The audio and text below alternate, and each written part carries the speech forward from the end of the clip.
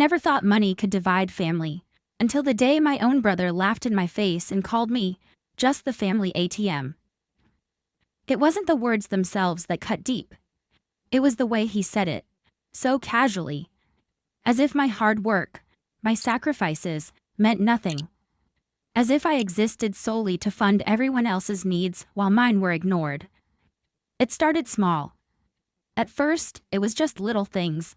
A few bucks here, some financial help there. I never minded because he was my brother. That's what family does, right? We help each other. But over the years, it became less about help and more about expectation. He'd lost jobs, made bad decisions, and instead of taking responsibility, he treated me like his personal bank. The requests became demands. If I said no, I was selfish. If I hesitated, I was acting different. And when I finally refused outright, he would get angry, guilt-tripping me with phrases like, "After everything I've done for you," or, "You wouldn't be where you are without family." The irony was, I had built my success on my own, without a single handout.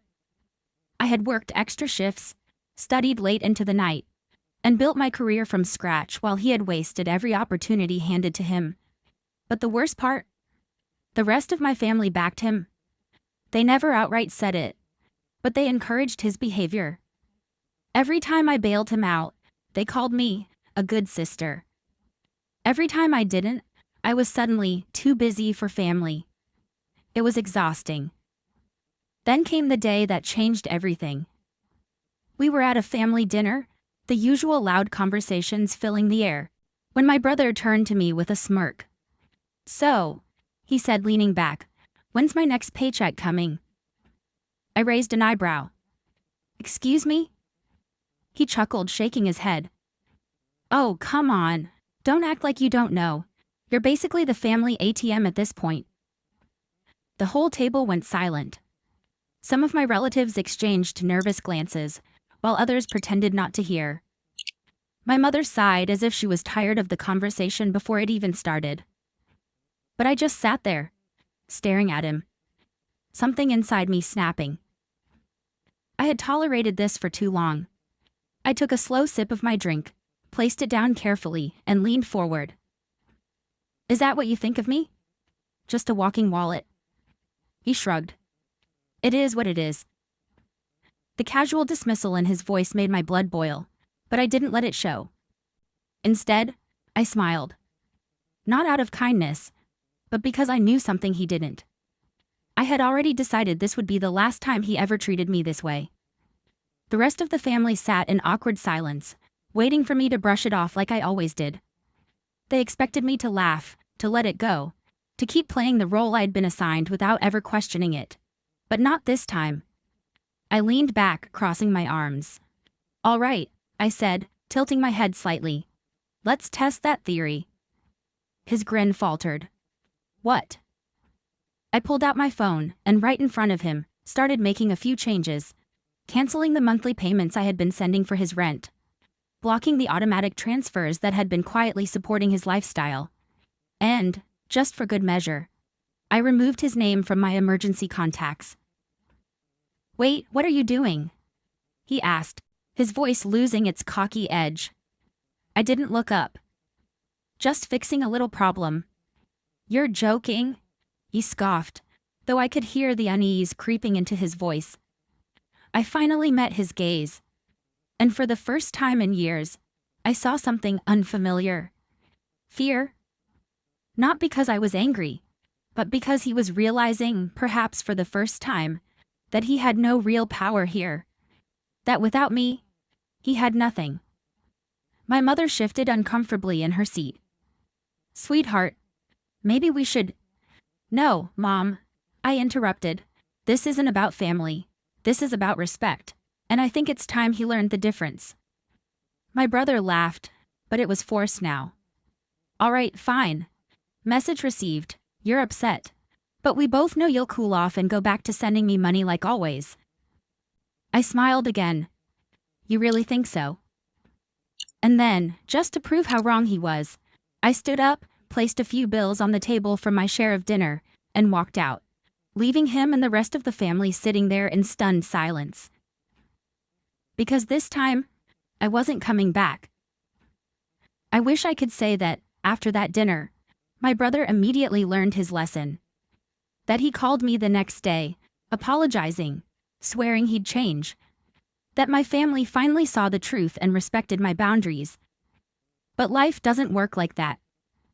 The very next morning my phone rang, his name flashing across the screen. I didn't answer. Then came the texts. At first, they were casual. "Hey, about last night, let's talk." Then they became more urgent. "This isn't funny, rent is due." Then came the guilt tripping. "Mom's really upset, she doesn't understand why you're being so harsh." And finally, the anger. "You think you're better than everyone now? Just wait. You'll need us someday and we'll remember this."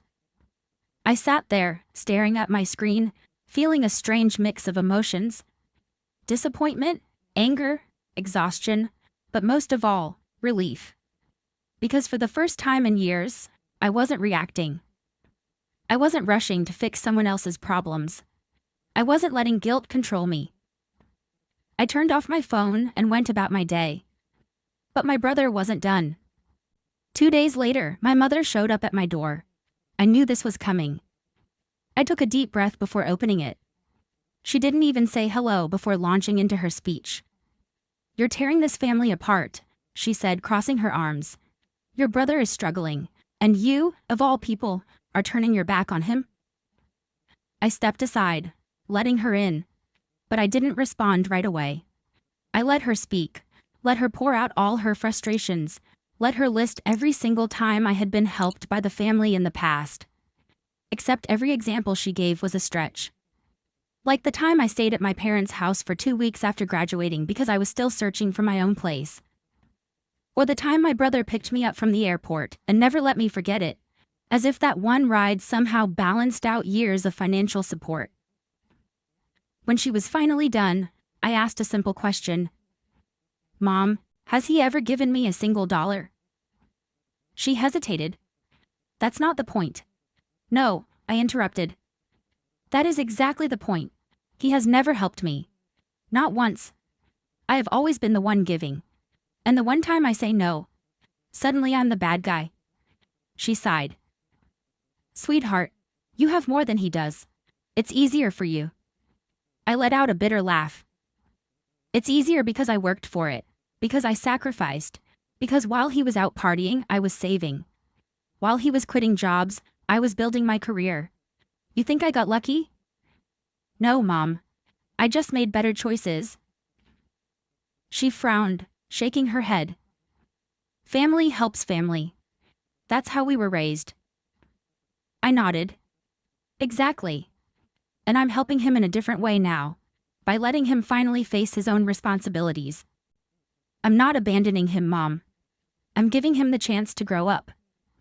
She had no response to that. Just silence.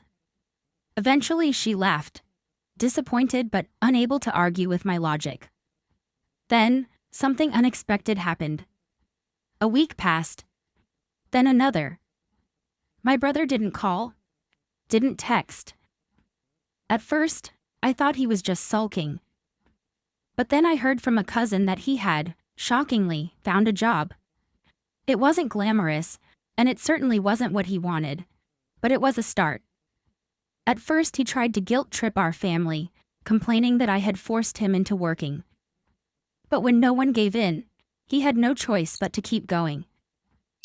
And little by little, things started to change. Months passed. I focused on myself for the first time in years. I traveled, enjoyed my own hard-earned money, and stopped living under the weight of constant obligations. And then, one evening, my phone rang. It was him. I debated whether or not to answer, but something told me to pick up. His voice was different, less entitled, less arrogant, just tired. "Hey," he said after a long pause. I just wanted to say thanks." I blinked, taken aback.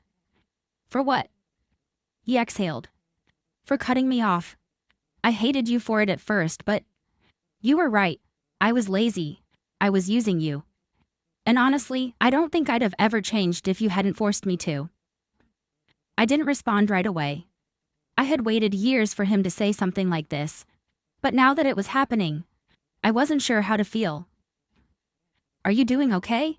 I finally asked. He chuckled. I mean, I'm not living in luxury, but I'm managing. And for the first time in a long time, I actually feel proud of myself. I smiled. Good, I said. And for the first time in years, I truly meant it.